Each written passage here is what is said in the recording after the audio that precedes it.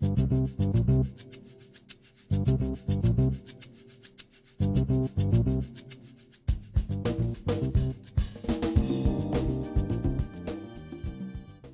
talking about the media, there's always a problem of seeing it as a singular entity in our society or even in the world society, since we have several international correspondents here with us.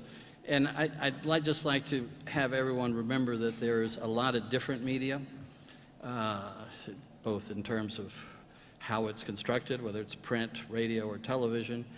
And there's good, bad, indifferent, and horrible media. And there's some media that does a good job, some does a terrible job. And I think everyone needs to keep this in mind when we talk about this and not oversimplify and sort of castigate the media as being responsible for every ill that happens by somebody in our ranks.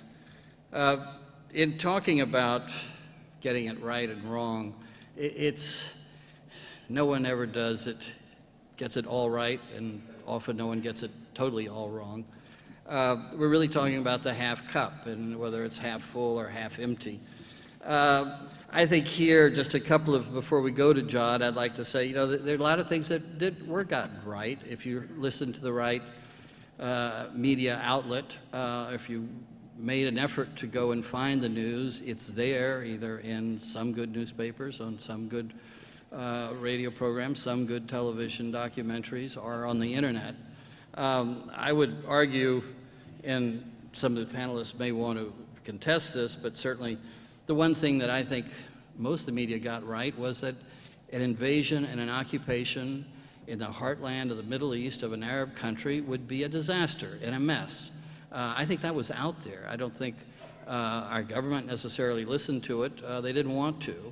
And I think a lot of the American public, it went in one ear and out the other. But I do think it was a message that anybody prior to the invasion who had any experience in the Middle East knew the results, that it just couldn't turn out well. Another thing I would say is that we probably got right was that terrorism, this was supposed to be part of the war on terrorism according to our administration. In fact, most people who knew anything about the real nature of terrorism in the Middle East, as much as one might know, could have forecast that if you invaded and occupied a country in the middle of the Middle East, an Arab country, you were probably going to create the very terrorism you said you were going out to fight. And I think the events have certainly proved that. Today, as John Burns will probably tell us, he's just covered the last couple of suicide bombings today, you find that there's probably more terrorism, certainly for the Iraqi people.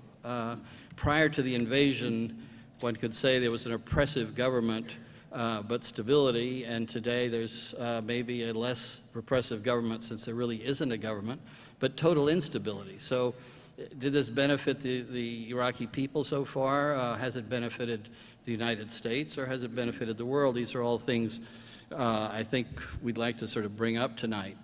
But without much more ado, I'd like to go to John Burns. He's waiting on a line. I'd like to ask him some questions and have him address you directly about starting just with what happened today, John. What is the situation at this minute in Baghdad? What are the problems you're facing just in getting the news out? Well, I suppose the most obvious answer to that is to say that the security situation we face is extremely difficult. I've reported in many difficult places at war, places where journalists are at some degree of risk, but the degree of risk and hazard to which journalists are exposed now in Iraq, I think, is by quite a long way worse than anywhere I've been previously. And that's just the start of it. What affects us also affects, of course, many of the people that we want to get to. Getting access to American officials is not easy. Making journeys outside of Baghdad to some of the critical areas is not easy. It is accompanied now increasingly with a level of mortal threat that not only for ourselves but for the Iraqis who have to accompany us on these journeys, is quite an inhibiting factor. So it's a difficult environment, but as usual, there are workarounds, and my sense of it is that the American press is, in fact, against some odds now, and I mean television as well as print, doing not a bad job in conveying what's going on in Iraq. And if the tenor of the conference has been that we failed the American public in the period leading up to the war by being insufficiently, if you will, critical of elements of the administration's plan to go to war, I would say that we're facing now the contrary allegation here that we are insufficiently covering what is going right here by overemphasizing what is so obviously going wrong.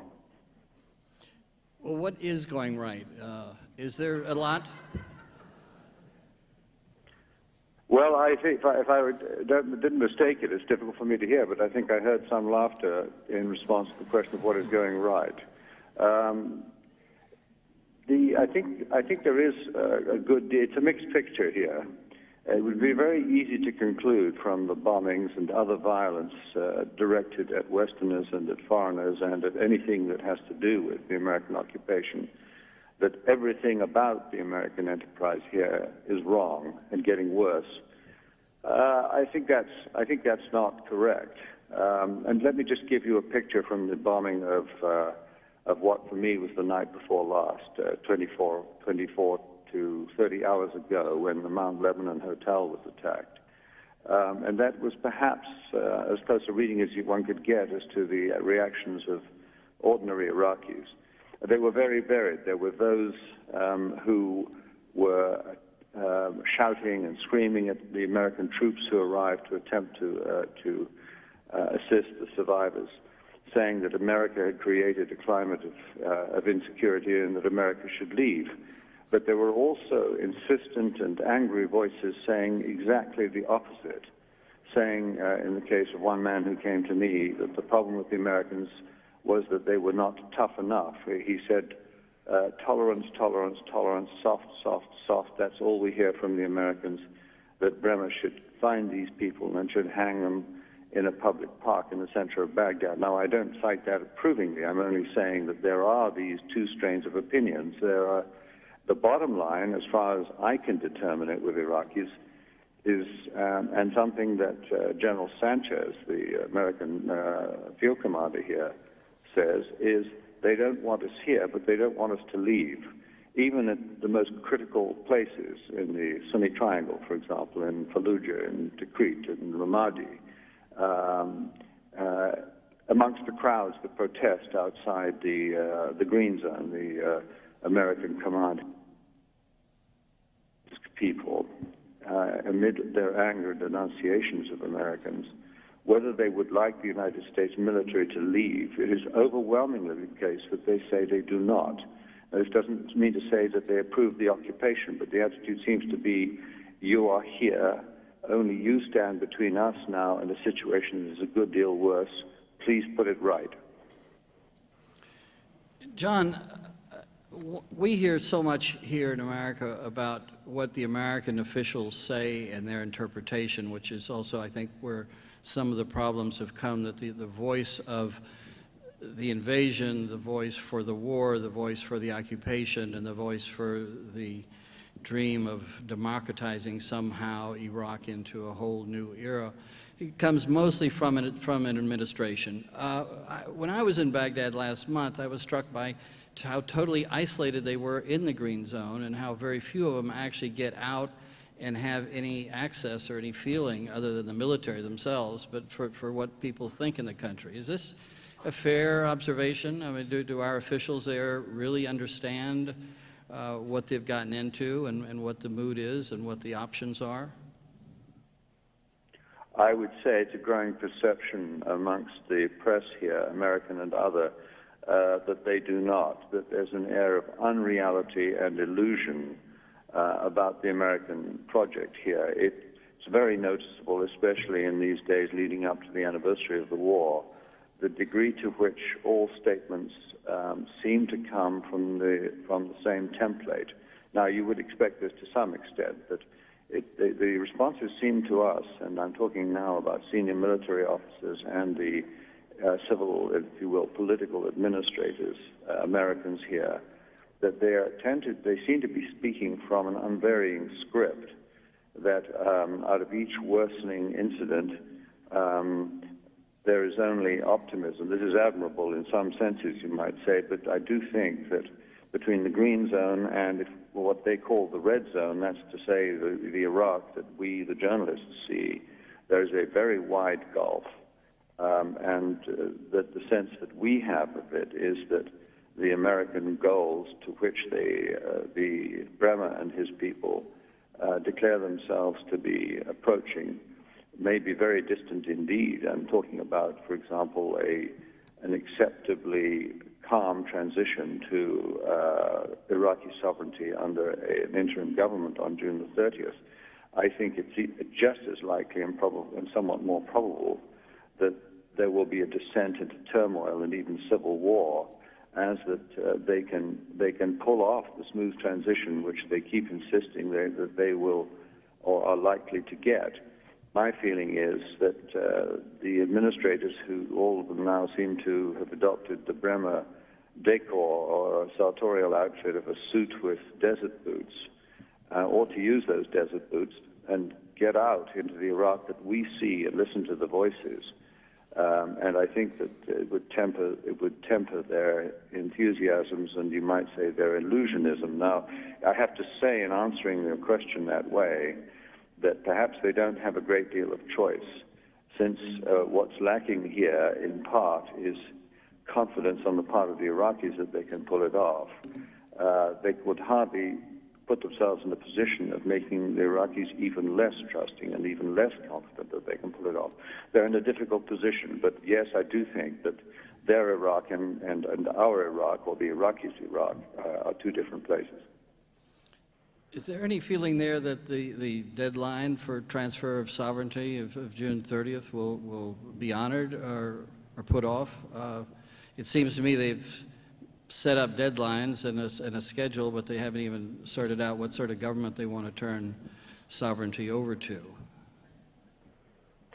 They're very insistent that it will not be put off, and my sense of it, looking back to the November 15th agreement, is that the reverse in the political timetable that was adopted in Washington in November, the shortening of the period of progress towards Iraqi self-rule was dictated as much by the political timetable in Washington as it was by any real appreciation of the events on the ground here. What do I mean by that?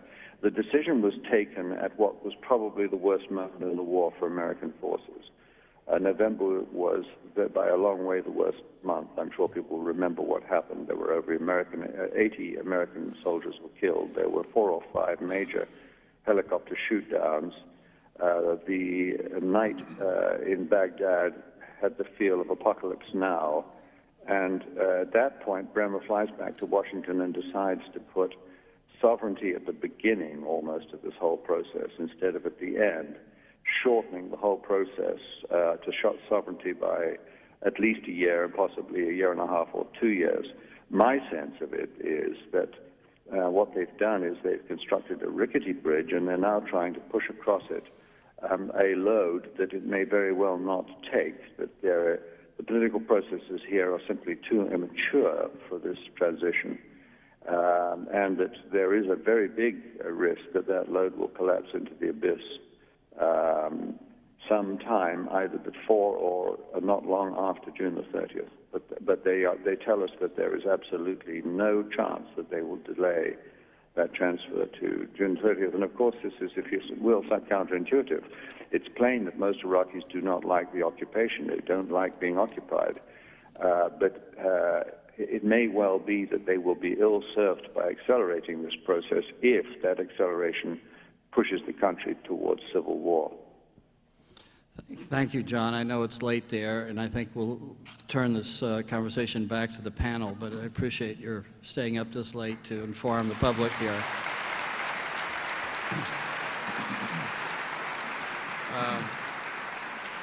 On my left is Maher Abdallah Ahmad of Al Jazeera, who's been covering Baghdad and Iraq. He covered it during the war. Now he's a commentator, a host in Doha. But having listened to John's view of what's going on, do you have something you could add from your perspective, what you see happening in Iraq right now?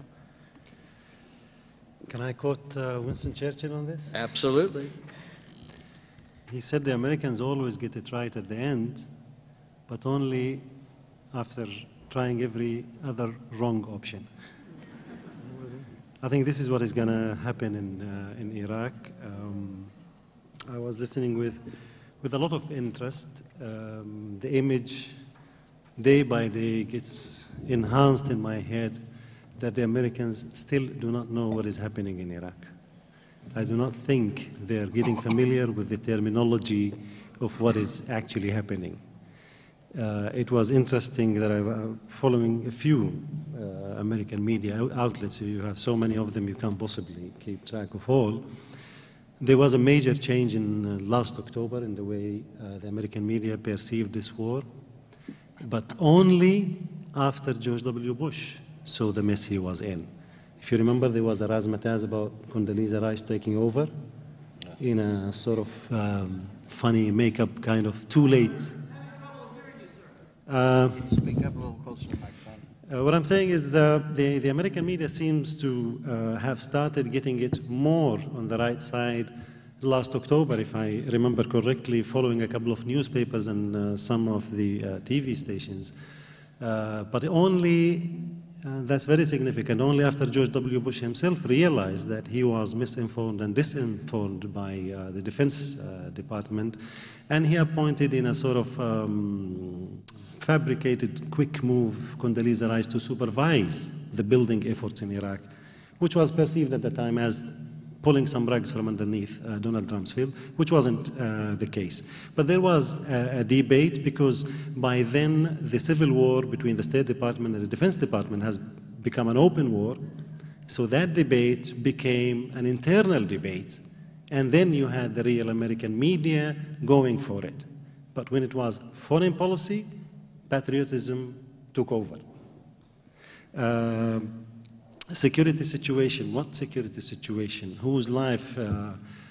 It's a very significant question. I mean, did we get it right as journalists? I ask you, 1 year on, does anybody here, including the journalist here, know how many Iraqis were killed in this war?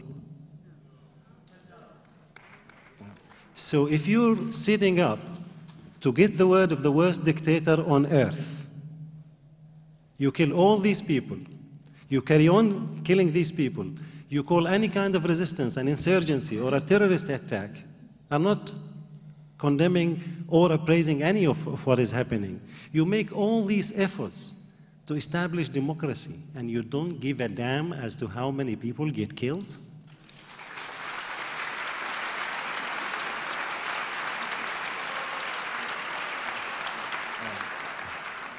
And if you don't get the message, Donald Rumsfeld told you before the war, we're going to storm it and bomb it to the Stone Age. Is this the democracy that in the greater Middle East we're going to have? Am I going to feel happy now, go back to Doha and think, this is the democracy Donald Rumsfeld is promising me, and Colin Powell now is joining? I don't know why he's switching sides. He was doing all right for you, trying and cover the tracks of the people who were not doing their jobs, they were doing his jobs. It's the only country that I know where the defense ministry runs foreign affairs and the State Department just makes up whatever mistakes that are done. So it's very significant to get it right. What does right mean? You have a problem with we.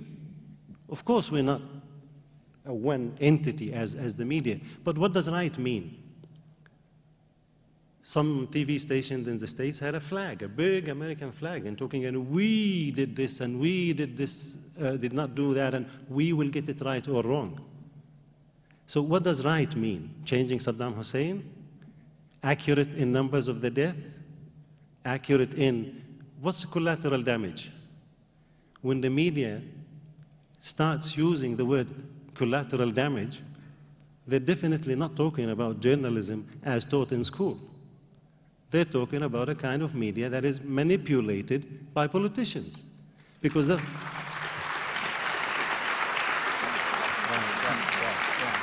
Do we get to start arguing now? Yeah, we get to start arguing. I'd like to turn to Robert Scheer, who you've been a critic of a lot of news coverage. Well, I'm not going to criticize him, so if you... No, I just want to hear whatever your views are on coverage right now. Okay. Well, first of all, I should, in being introduced, it wasn't mentioned that I am one of the visiting I.F. Stone lecturers here at the journalism school. And I.F. Stone is a guy who participated in a number of wars, but the best thing I heard him say about this is, you know, you can get all involved with this access and the people of power. He says sometimes it's better just to sit in your bathtub and read the paper and try to figure out what's going on. And I think we tend, when we talk about war coverage, to talk about it in Rambo terms. And I'm not going to deny the courage that's involved, the risk-taking, the logistics. I spent a lot of time running around some war zones around the time of the Six-Day War and in Indochina and so forth.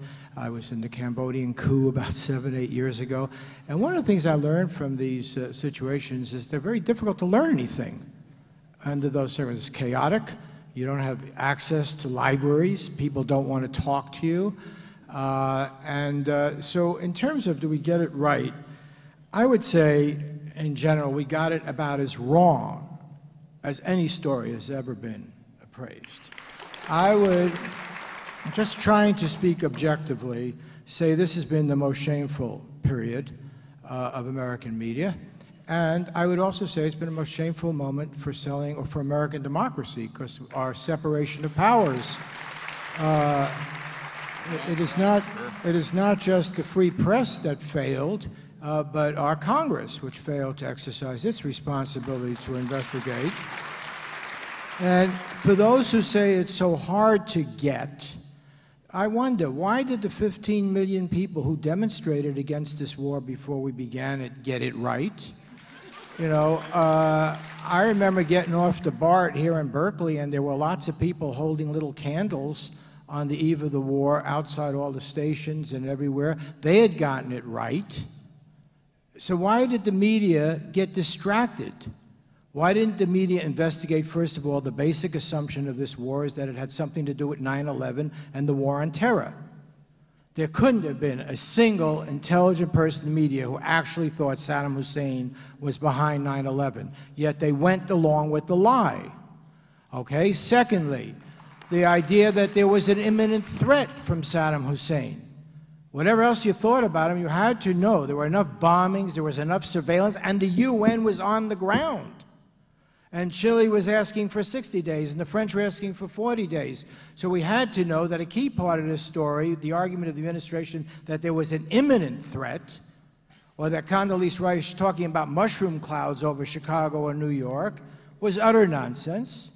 And finally, we had to know that focusing on Iraq instead of on Saudi Arabia and Pakistan, who were the obvious allies and supporters of bin Laden, was a grotesque sham. And look at where we are now. We yammered away about weapons of mass destruction, of which Saddam Hussein didn't have them, and the most serious weapons of mass destruction to the axis of evil were given by Pakistan, the ally that we befriended after 9/11. We dropped the sanctions on Pakistan, and now, this very day, our Secretary of State accepts that they can pardon their leading scientists, that there's not going to be any investigation internationally of how did whole kits for nuclear weapons get to be sent to Libya, Iran, and North Korea.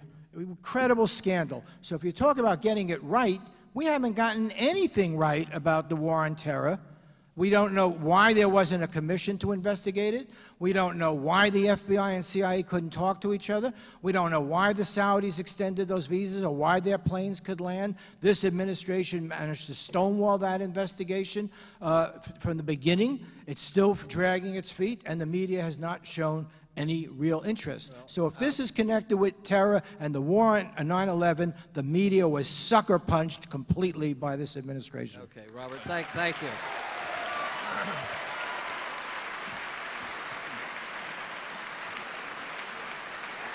It's always good to hear someone who's really impassioned about politics today in America.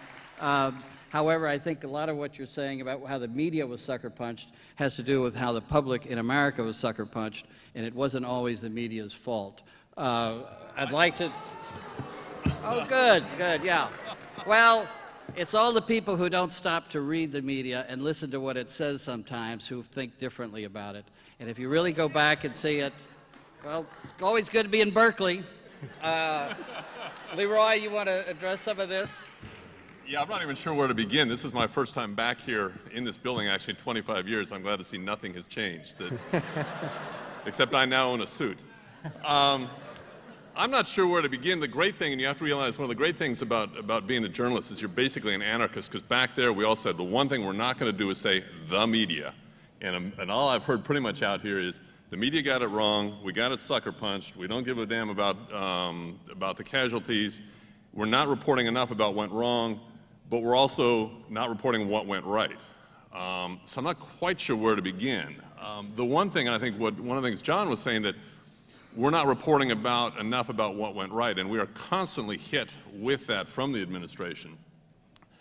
That at the same time, and I think everyone up here has been in Iraq in the last month or two, he also said, and we all know, that it is dangerous. You can't go to a lot of these places now. If you do, it's very dangerous. So it's hard to say at the same time it's getting more and more dangerous to go out that, gosh, we should be covering more about what's going right.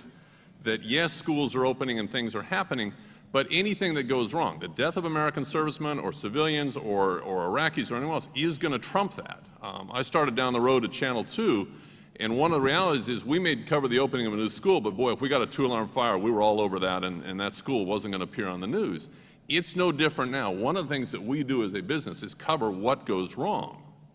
But I think there's a huge problem in terms of, and again, what we don't agree on, when we say the media and the media got sucker punched, the media and that, who are we talking about? I can tell you, and I don't want to get up here and defend my program, but we just did a program on the Pakistani nuclear program. That I think one of the things we did get right, and we as most of the American media, was what happened after the war.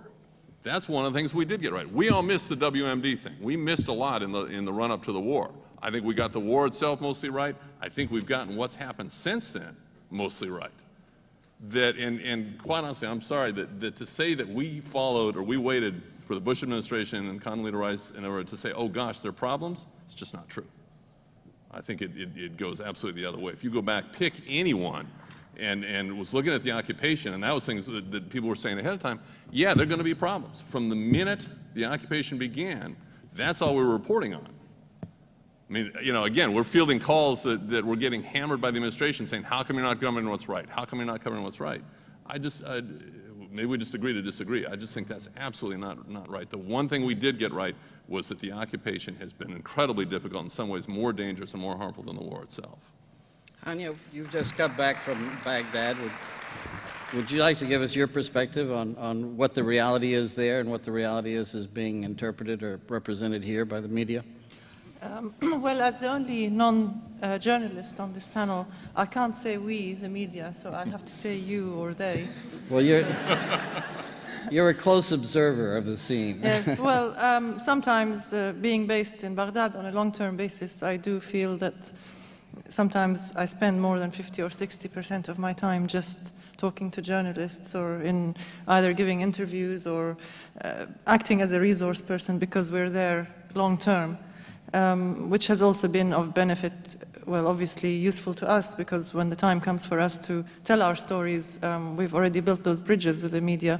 But in any case, I wanted to say, since this is I'm not sure whether the self-flagellation has ended or not. It seems to kind of waver. But Apparently it hasn't. Okay. Well, I wanted to say, as part of the assessment of whether the media got it right or not, I mean, of course, this happens at different levels from, you know, what was mentioned a minute ago about whether the media got suckered into accepting all these stories or not that were being put out by US administration and others or not. But there are different levels of assessments. I think from our perspective, being on the ground and seeing what we saw, I think there are a number of, well, at least one or two major issues that I would like to point to. One, I think, which touches upon what was already said, is to what extent journalists covering the war, when they went out there, to what extent they took their own political baggage with them, their own political views, and how that influenced the stories that they chose to cover and how they covered them, and to what extent the editors back home in a way monitored that, or whether it was a question of the whole network or the whole media outlet in question was colored, its coverage was colored by a particular political perspective. We can go into some details about that, but in general what I would say is, being based in the northern Iraq in the lead up to the war and during the war, I saw many of the Western correspondents coming into Iraq very much bent on a campaign of what has popularly been described as Blair bashing or Bush bashing. I think everyone is entitled to their views. I'm not saying I subscribe to this or I don't subscribe to that. However, it sometimes did color the extent to which they covered events from the Iraqi perspective. I think sometimes the Iraqi perspective gets lost in the middle of all this. Iraqis were not accessible to the outside world for, at least in the in a free sense, for many years, and it was quite important, I think, to get their perspective on this. I remember, I've recounted this to probably some of the people in this room already, so I apologize for the repetition, but I do remember when I was in northern Iraq, maybe just at the beginning of the war, there was an article which appeared in the Wall Street Journal by a correspondent whose name I'm sorry, I don't remember at this point, but who came out and wrote an article saying, I've been out here in northern Iraq for 2 or 3 weeks canvassing public opinion about views on the war, and the only people that I could find who were against the war were the Western correspondents. Whether this was true or not, I don't know, but it was telling that some of the Iraqi perspective wasn't being adequately addressed by the correspondents who were covering the war. I think the other issue is the question of some of the problems that arose out of the way that the war was prosecuted. Again, from a personal perspective, I'm looking at some of the practices that the journalists had to resort to in order to get that story. This was probably the only war where there was, in history, where there has been so much advance notice that there was going to be a war, where there was a lot of preparatory work, in a way, being done, including the arrival of hordes of journalists in the places in Iraq that were accessible at that time. Some of the journalists were in still the government-held areas in Baghdad, others were in the north in large numbers. Those kinds of situations create their own dynamics, their own pressures, and sometimes, at least when I and my colleague Eric Stover arrived there in the middle of March, just a week before the war, we found hundreds of journalists pretty bored. You know, there was nothing much happening in the north at that time, yet they had to justify their presence there. Some of them had been there a month and a half, with not too many stories to tell. Sometimes we saw practices that I think may be considered unethical in order to get that story. If you want, I can give you some examples, but I think those kinds of practices, those kinds of developments that happened at that time should take place among the assessment of, did you get it right? Okay. Hanya, I'd like to... Oh, okay, all right, sure, go ahead. Just to answer Leroy, I think I suggest to Berkeley School of Journalism to engrave WMD, and maybe next conference we have it there, weapons of mass destruction. We all got it wrong on that. We all made fools, and we believed everybody wrote, You went to the war believing there are weapons of mass destruction. That's a lesson for every school of journalism to learn, where the whole bunch, except for Bob. No, excuse me. I don't think Paul Krugman did. I don't think Molly Ivins did. There were plenty of us who objected, and we said, for one thing, where is the evidence? Why don't we let the UN see if they can find it? If the U.S. has the information about where it is, why isn't it giving it to Hans Blix? So there were lots of serious questions raised before we went to war, and there was no serious pressure put in the main by the mass media on the Bush administration to answer those questions. But there has been since then, and the question is why? Since then, yes. No, you're absolutely right. We all got it wrong. No, we didn't all get it wrong. Most of us got it wrong. The 15 million people who protested didn't get it wrong, and the French didn't get it wrong, the Germans didn't get it wrong, and the Spanish didn't get it wrong. Then,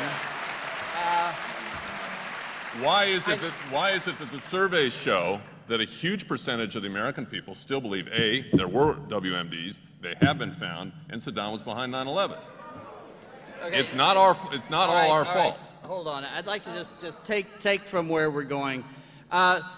It's very interesting. It's easy to attack the media for getting it wrong on weapons of mass destruction, but I think it's important to remember that every Western intelligence source agency, from Tel Aviv to Russia to Moscow to Washington, D.C., with the Germans and the French and the Brits thrown in, also got it wrong. We had Hans Blix last night. Yeah, they did. They did. Oh, you don't? You don't think so? They got it right? Has any intelligence service ever say they knew what was happening? Why don't you listen for a minute? They didn't know what was happening. And the question really is why don't they? None of us, you all are willing not to, don't want to believe what the intelligence service told you, but you ought to address the fact maybe the intelligence services of the world aren't what they're cracked up to be. And I think from there you start getting at some of the problems that the world faces, the political establishment faces, and the media faces. If they can't get it right, then the government doesn't get it right. The government may twist it to their own, and then the media doesn't get it right either. Can we go back to, I want to go back to Leroy? one point where you said that, did journalists bring their politics and did that play a part in the coverage? Yeah, it happens on everything. That's true of every story, by every reporter of every kind. This wasn't different. People bring their own biases, they bring their own backgrounds, they bring their own life experience. That's absolutely true. And, we always hope, it's like, I hope you're not just watching Nightline. Read different papers, listen to the radio, get different sources so at least you get different perspectives. The other thing, although you should watch Nightline anyway, the other thing that you said, and I think this is I get a chance to puncture one of the great myths every now and then, to say that the networks have a particular point of view or that we're somehow controlled. I've worked at two of them, and again, they don't. We are far more disorganized than I think people think. I have never in 25 years gotten a call from one of my bosses saying, this is the story we want you to do. We're actually all sort of waiting for that because we all want to quit. As soon as that call comes, we'll resign in protest and I'll come back out here and live. It doesn't happen. They don't need to call. Leroy, Lindsey would like to add something to this conversation. I think you appear in the audience to live in a very simple world. I live in a very complex world called Iraq. In this complex world, nobody could say what they really believed for a long time. And when they did say it, it wasn't what I was expecting to hear. As a British person, I might be against the war because I might feel that my government should not have got involved in an adventure which I didn't think was solving a problem that Britain needed to solve. I might think that. Most of my friends thought that. In Iraq, what I discovered was that most Iraqis wanted the war because they wanted change at any price. They may have been wrong. They may regret it now. But it was very complicated. When the Americans came to Baghdad, the Iraqis I knew best cheered and then they wept. And they cheered because Saddam Hussein was gone, and they wept because they hated being occupied. And they are desperately relieved, and they hate the people who occupied them, and they hate the fact that they didn't do it themselves. And it is very complex and very difficult and very mixed up. And in this world where you want to hate the American media for getting it wrong, that doesn't mean that it doesn't mean that you are right, that the war was absolutely wrong and a terrible thing. It means that the war was an incredibly complex thing, which has totally disrupted people's lives in Iraq, and they have a very hard time dealing with that and understanding it. And I think that on Al Jazeera, what I would say to Maher is, I'm not sure that the Arab media is doing a great job either. I think that the Arab media quite often dehumanizes victims by just showing lots of blood and lots of gore and lots of dead people and people with their legs hanging off and so on. I'm not sure how respectful that is of the pain and suffering of the relatives of those people. And I also think the Iraqis who I know, many of them are not happy with Al Jazeera and so on, because they feel that Al Jazeera calls the people who are disrupting their lives and killing Iraqis now, they call them the resistance, and they feel they are not the resistance. They feel that these people are contributing to the chaos and terror and insecurity in which they live. So I think that we have to have a much more complex and nuanced way of looking at this. Maher? Maher wants to answer this right now. I really admire the sincerity, but it looks way off mark. A simple question: what is war? War is death. War is death. So you need a clean war. You die and you kill people, and you don't want me to show it, and it becomes inhumane. Showing the death on Jazeera is inhumane, but actually going there and killing people is very civilized. That's a funny way of understanding the media. Robert? Yeah. First of all, I'm not going to argue against the nuanced and complex view, but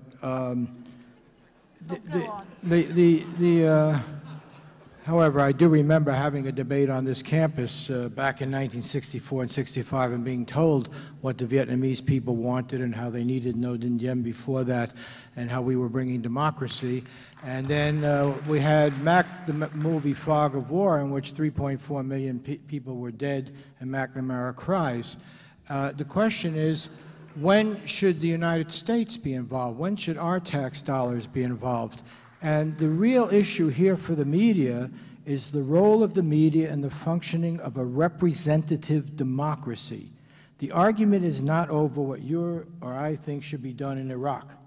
The argument is over whether our people were informed by our leaders and by the media, or whether they distorted in the name of secrecy, national security, fear of terrorism, and prevented us from functioning as a democratic people in a representative democracy.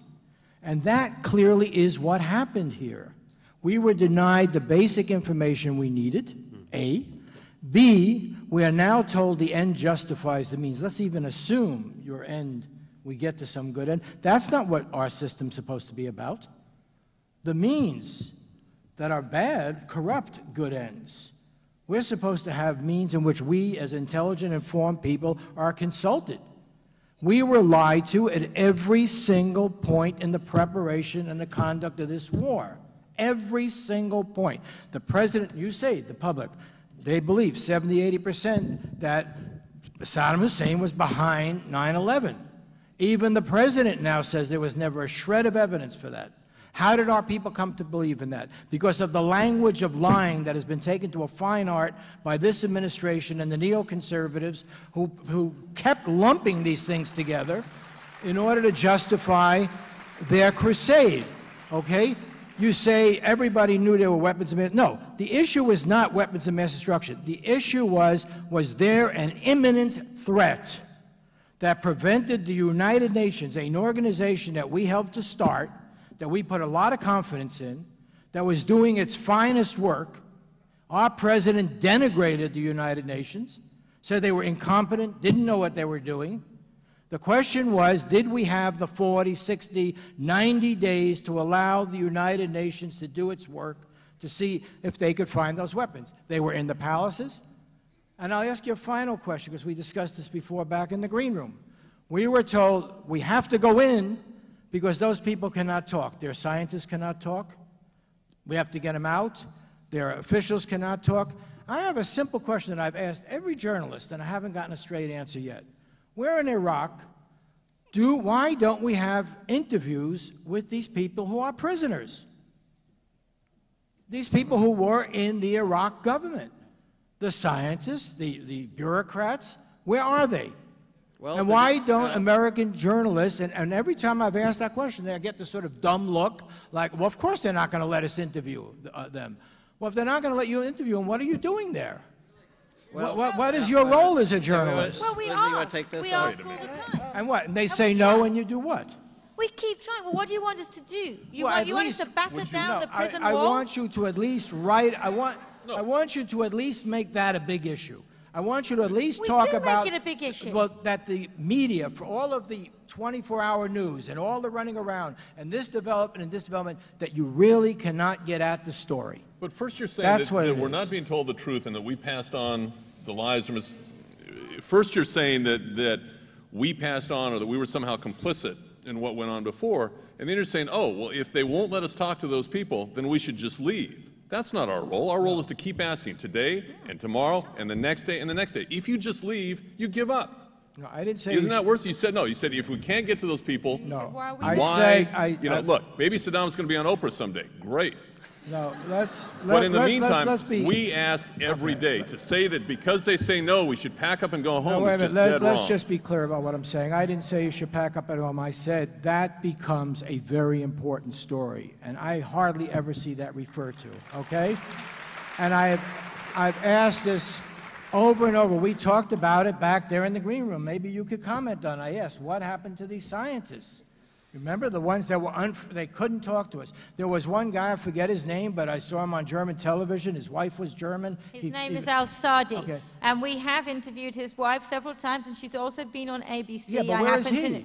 He's in prison. And why can't you interview him? We keep trying to interview him. The best we can do is we get to his wife and we see the letters that she gets from him. I'm not quite sure what you're saying, that we're bad journalists because the American administration and the CPA constantly refuses access to prisons. Right. You're saying we are bad journalists because of that. No, I'm saying that you are accepting a situation that mocks... Well, what do you want us to do? I want you to expose... Why are you saying we're accepting I want you to expose the U.S. military and the U.S. government's making a mockery of democracy. You cannot build democracy in Iraq if they don't give you freedom. Well, I think they're two different... Well, Robert, you seem to be neglecting the fact that we have a government that's leaning towards a certain form of authoritarianism here and doesn't allow freedom of information, hides things, is full of secrets, doesn't share, is not transparent.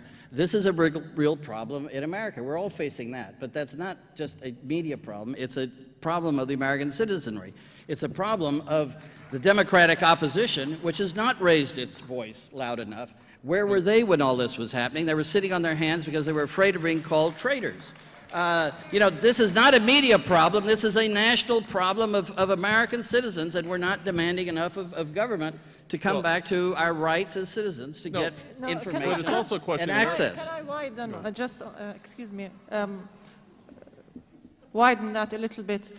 When it became clear that the information on weapons of mass destruction wasn't coming through in the lead up to the war, as you know, both the UK and the US government then increasingly talked about the human rights record of the former government as a justification to go to war.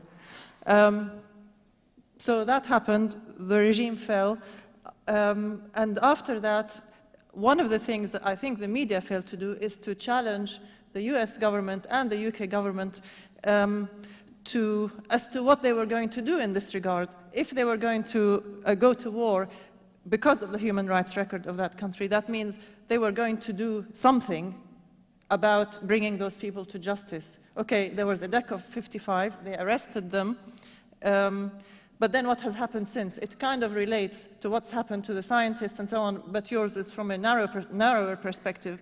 My perspective is what has happened to all of those people, what is happening. That story, which we talked about this morning or earlier in the day in one of the sessions, was a story that was missed by the media.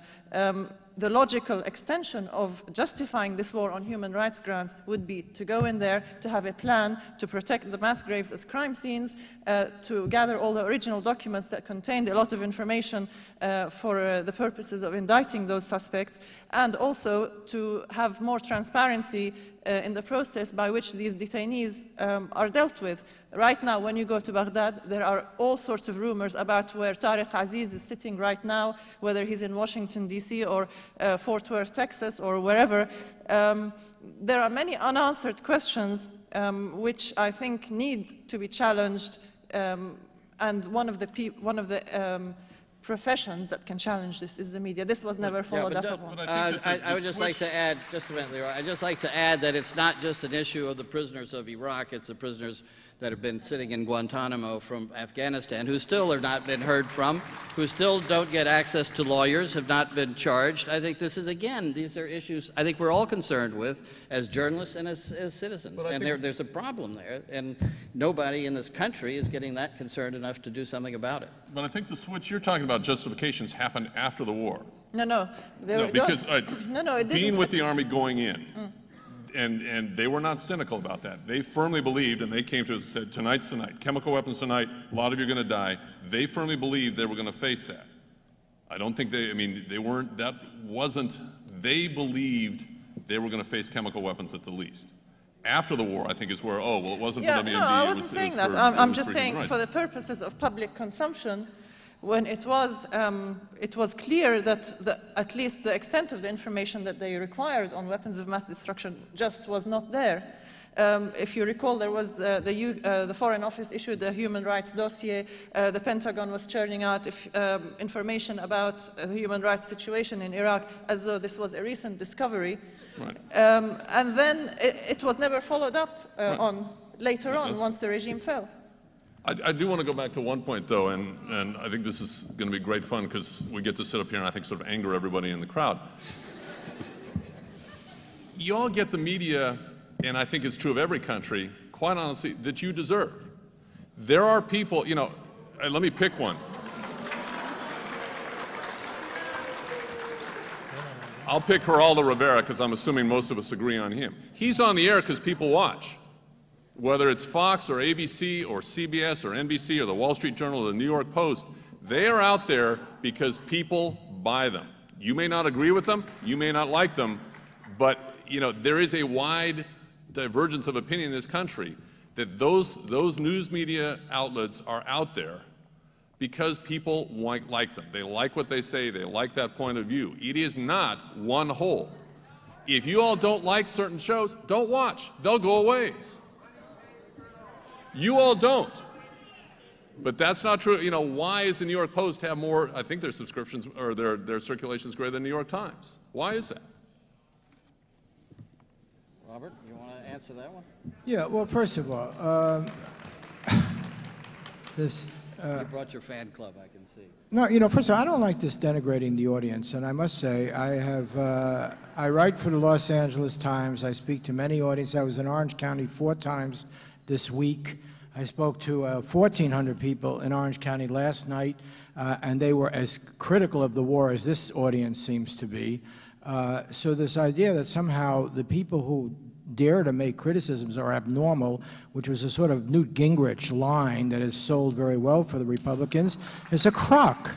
It really is. And I think, but leaving the audience aside, what you're saying is really quite dangerous about media. You're saying, okay, let's say we're a nation of fools, is your idea, and we just want to be amused to death, and we don't care. You don't go to the next question. Does democracy have any meaning? Unfortunately, democracy does not count out fools. Fools get the vote. Okay, no, but let me go further. Let's say because of media concentration and the bottom line and the pressures, we don't have time tonight to go into that.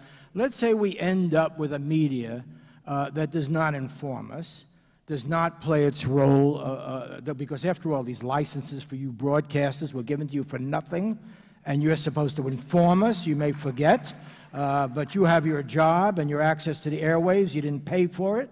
I can't set up a competing signal to go against your channel or anyone else's channel because the FCC has given you that, and they gave it to you for nothing, okay? And in return, you were supposed to help inform us, and if now you tell me all you're going to give me is crap that sells, you're failing in your responsibility for your license, you know? Okay. Wait. But, who licensed? but, Wait. but, No. Who But- licenses the newspaper? Well, second, Don't the advertisers pay for the newspaper? look, I will make the same statement. The newspapers were not newspaper- given. No, wait. anyone wait. can go do You're newspaper. It's smart. free. You're bright enough to know that broadcast licenses involved spectrum space that had to be given out. Newspapers are somewhat different issue, but however, And I so will newspapers not, by I will definition not, are more I'm not responsible? going to No, I'm just absolve trying the to understand. newspapers of responsibility here. What I'm saying is that if the media, how it comes to be constructed, does not inform us, allows us, I mean, look what lesson we said to the world this time. We said we are the greatest democracy. We have a model you should follow. Everyone, the Arab world, Would you know, you the be East, happier you if should all the follow media this agreed? model. It's a great democracy, you know, great freedom. And what do we say to the world? Our government can fool our people more completely than even authoritarian governments. Our government can lie to us. Our government you can feel deceive better? us on every single point. And by the way, just as long as I got the mic on your human rights question, there's something I will kick myself for not asking. I'm all for the human rights investigation. But what confidence did you have that this government will allow us to look back in the 1980s when the U.S. government was complicit in the war crimes that Hussein was committing? None whatsoever. Yes, and that is the real issue. They have said they will construct the trials. Why are we not having UN control of these trials? Why not are we having international supervised trials? Instead, this government has said, you know, war crimes existed only if it wasn't on our watch. And we know the evidence is overwhelming that the major war crimes committed in Iraq were committed when Saddam Hussein was our ally. Do you think that hasn't been reported on? Do I you all know it's not been know reported, that? but I'm saying when you're going to talk about now holding people accountable, you're going to have to hold Rumsfeld accountable. And that's been, you don't think that hasn't been reported anywhere? I Can guess I'm worried sorry, that. can I just add a postscript to that? You're right.